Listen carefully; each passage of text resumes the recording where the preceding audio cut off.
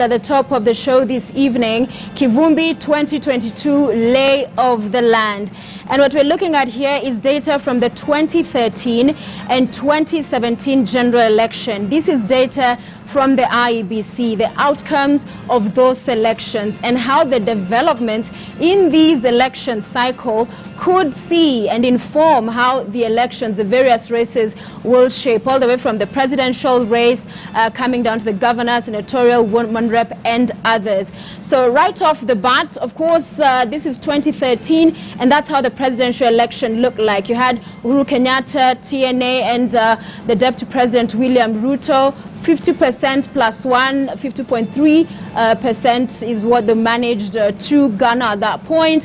That's 6.1 million votes. And Raila Odinga, then it was called, of course, they are gathering and garnering 5.3 million, which is representative of 43.51%. Let's have a look at how the presidential election shaped up. Of course, the dynamics are changing, they're shifting. This is in 2017, the last general election. A quick note of this, however, this is the results after the initial election before it was annulled by the Supreme Court. The vote, as was announced then by the IEBC, the presidential election 8.2 for Uhuru Ruto under the Jubilee Party, and NASA led by Raila Odinga 6.8, 44.9%. So I want to take us through some of the key races to watch, some of what we've seen develop in the recent past.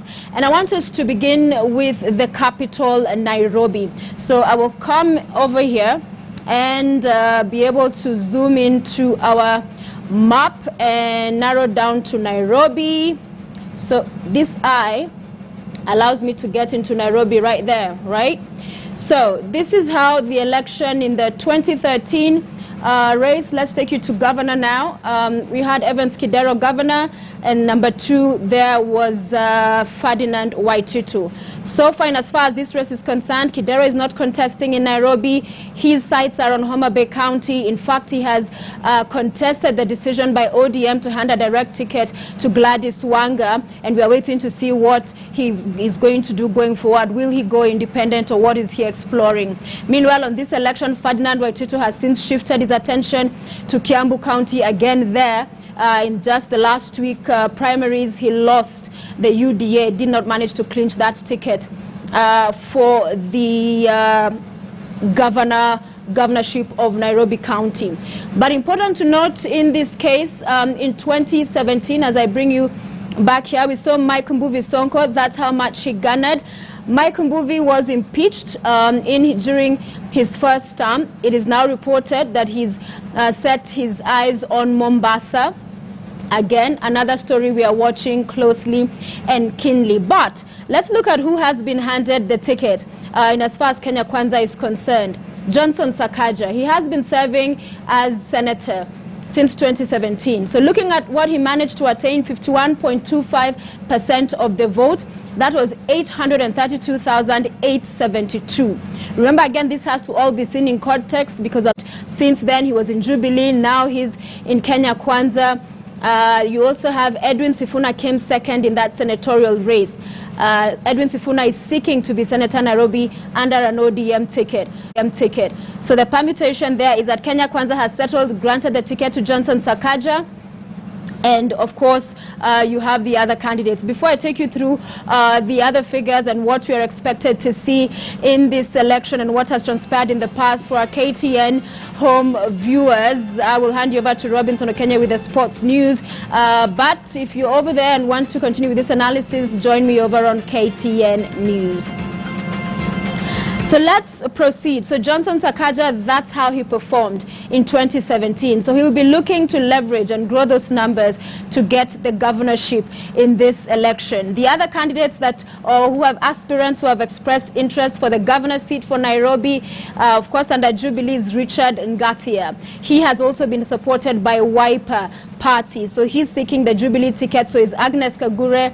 And Kananu, the current governor, is seeking that ticket. And then there's the wild card of of Polycarp Igade that has been mentioned in the political cycles as one, or circles if I may, the one may be coming into that race. So the Nairobi governorship, still a lot up in the air, but one to watch for sure. Tim Wanyonyi as well seeking the ODM ticket.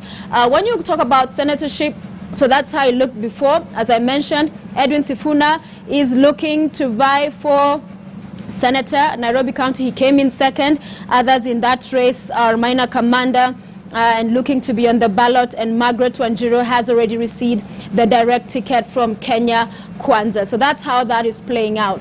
Now let's go to a different county, and this time around I want to take us to Mombasa. Mombasa again is quite interesting. So I zoom into this, go up here and get my eye into Mombasa. Here we go. Oops, let's delete that and go into Mombasa County. So when we go into Mombasa, my map, oopsie, a little bit of a, let's refresh that, and we'll be able to go back into Mombasa County. So I come into this, let's delete that, we delete that, and we are able to move in. Oops, here we go. Trust me, this is technology. Fly with me, will you? So we've zoomed in a little bit there, and the eye goes in, and Mombasa County, finally we have it. Yeah, that's what technology does for you. You're live on air, and voila. That's how the presidential looked like in 2017. Important to have a look at this because Raila has been enjoying some good support in that region, or at least majority, and that's how Uhuru performed. That's a presidential race. But let's come to the governor. Hassan Joho has been governor of Mombasa County both in 2013 and in 2017. So he's exiting. There's a transition happening there. And so what's important is that we already know the two candidates for Kenya Kwanza, as well as the candidate for the ODM party. So for the Kenya Kwanza candidates, in as far as Mombasa is concerned, UDA, that's Hassan Omar. So Hassan Omar, let's take you to the senator seat. He was senator for Mombasa. This is how he performed: 130,501. That was 48%. He clinched the senatorship that election. But he's now looking to go for the governorship.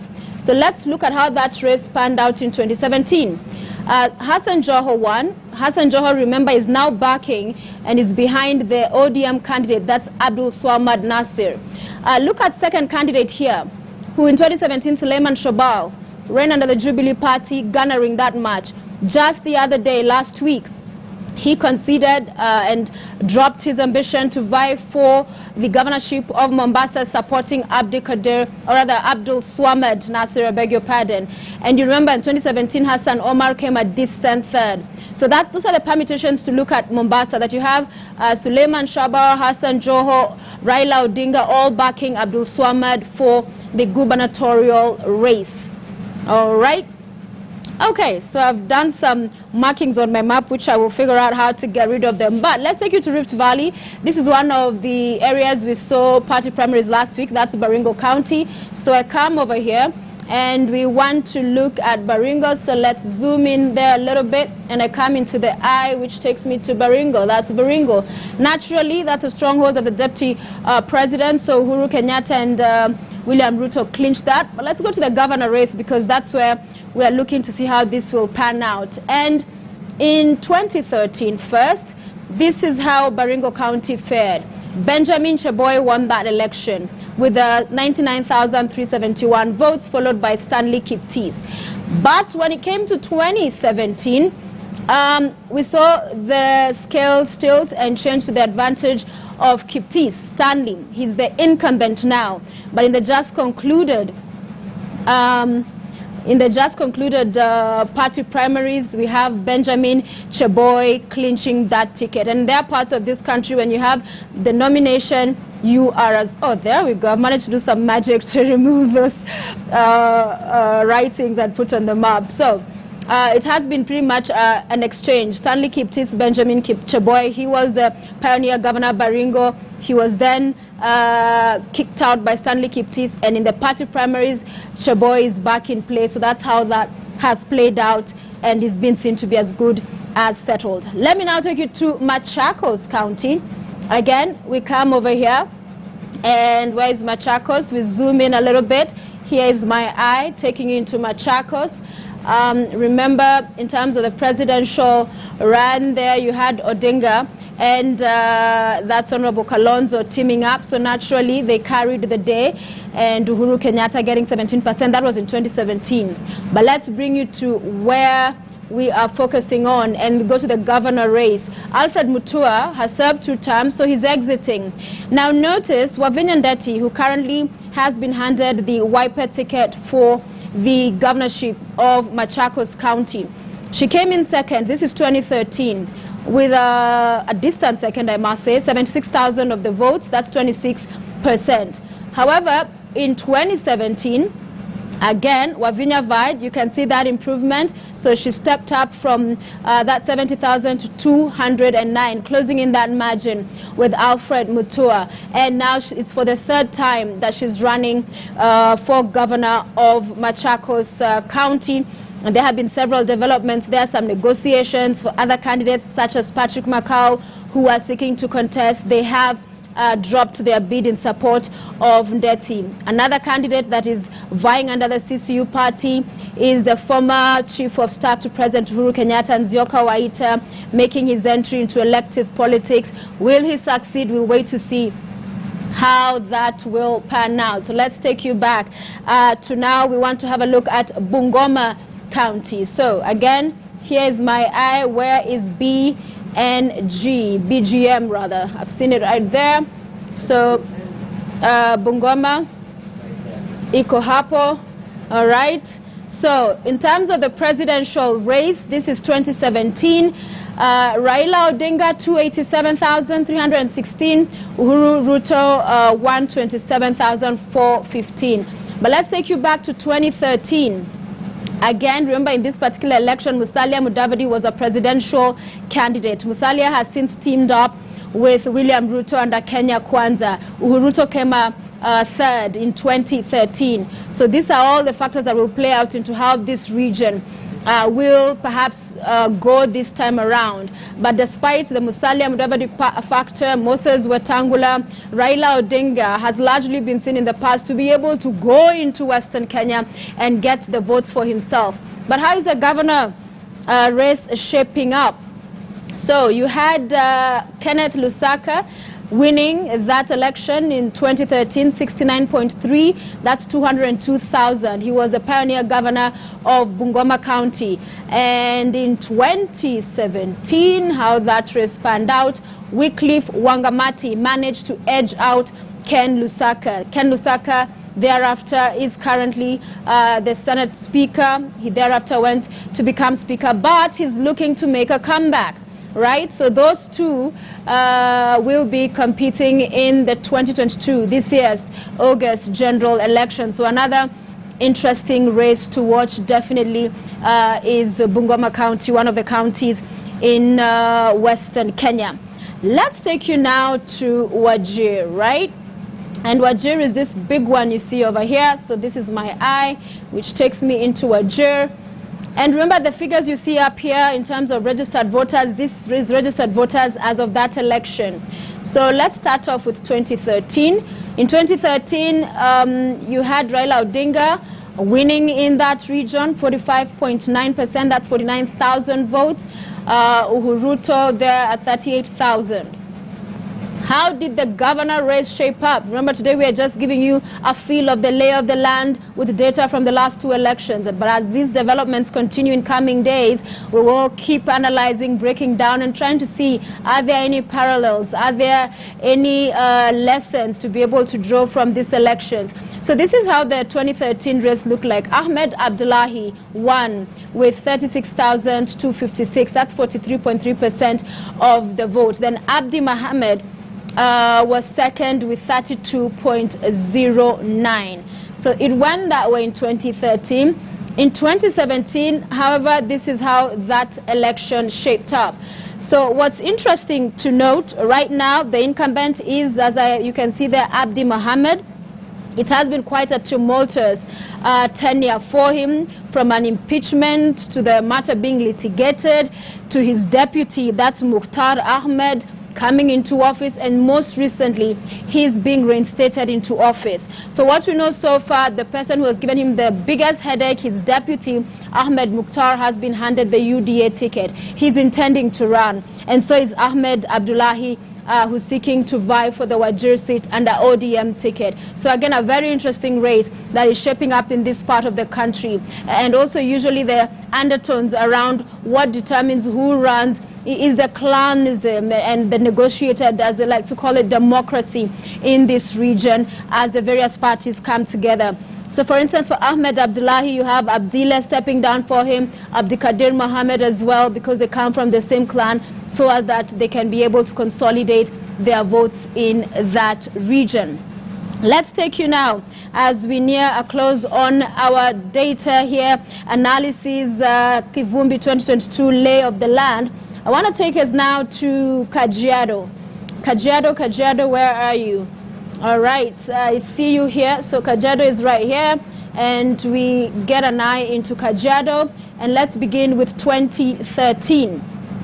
So in 2013, the governor race is where we'll begin. David Nkedianye was elected governor, 104,000, that's 47.7% of the vote, and Daniel Nina came in second in that election. However, when it came to 2017, Nkedianye lost to former CS Joseph Olelenku. He came in the Jubilee ticket and managed to oust him, getting 174,982, but it wasn't a very long, wide distance, if you like, between the two, the gap that is in the votes, as you can see there. And so in this election, Joseph Olelenku is in play looking to defend his seat. David Nkedianye is in play looking to make a comeback. But what's interesting, the UDA rather, beg your pardon, nominations held last week, the ticket was handed to Kato Olemetito, so he will be in this race as well for Kajiado governorship.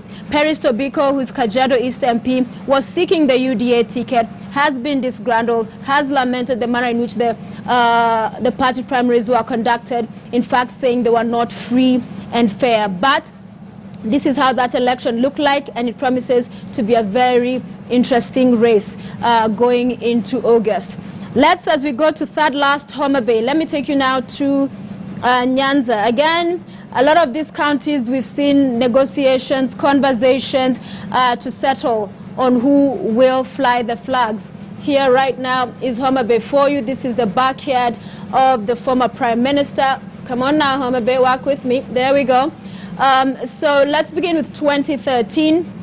Naturally, that's the presidential race, an overwhelming support and vote for Raila Odinga. That's why it's all painted orange. But let's take you to the governor race. Cyprian Owiti has been the governor in this county for 2 terms.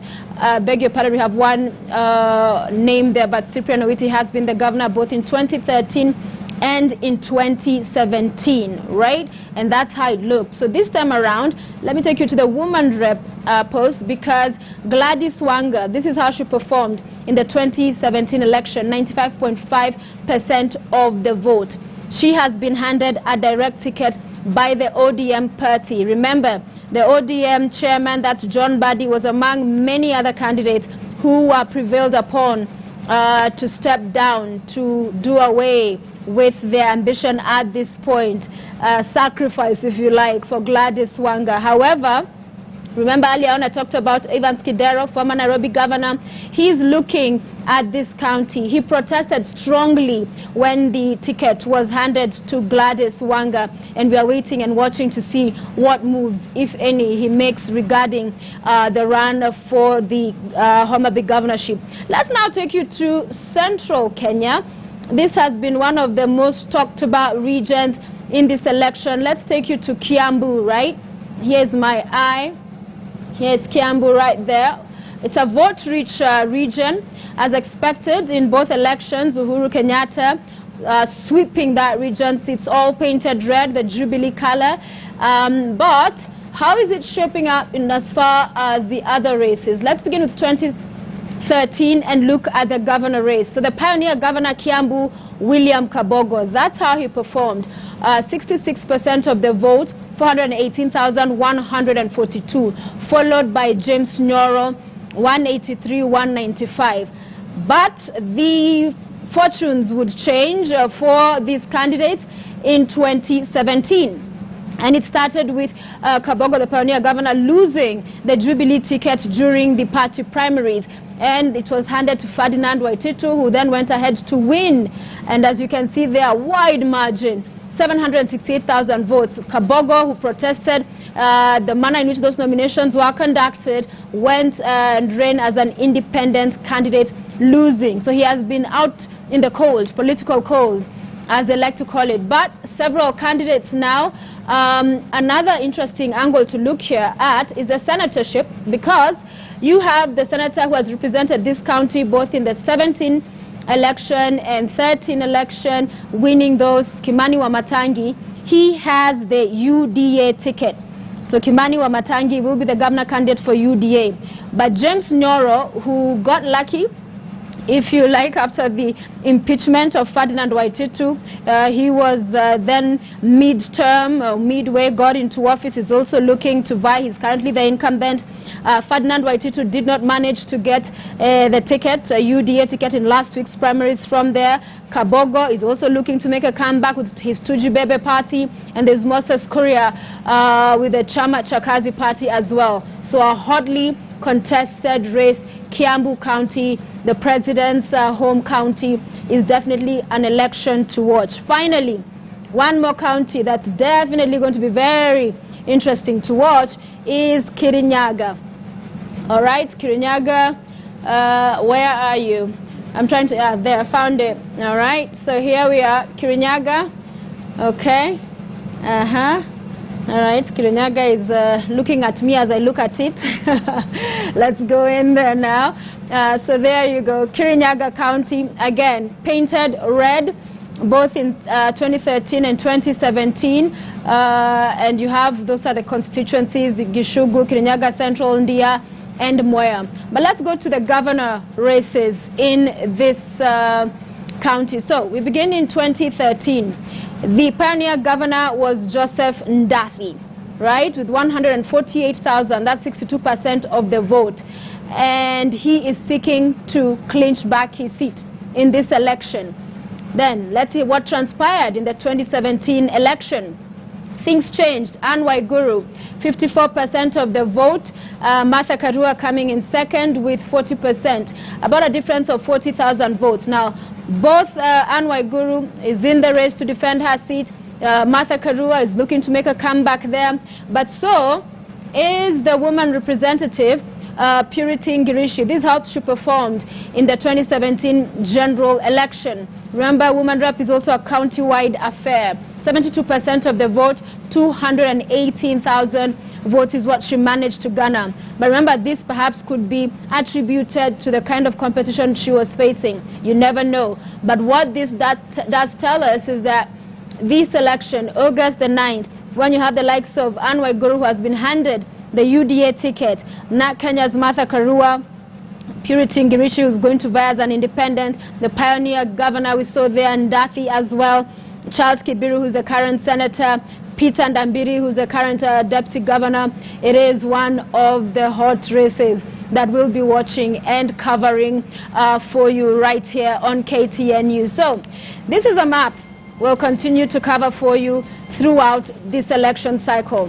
Because, as I said, we have this 2017 data, we also have the 2013, and this is from the IEBC. It is helping us have insights as to where we have come from. They say history perhaps has a way of painting a picture in some form or shape, and it all boils down to the numbers. No matter what the politicians say, it comes down to this. These numbers we are seeing here, how will they change and what will inform those changes? So, Kivumbi 2022 lay of the land is what we'll be looking to do as we break down these numbers for you, and of course with more analysis.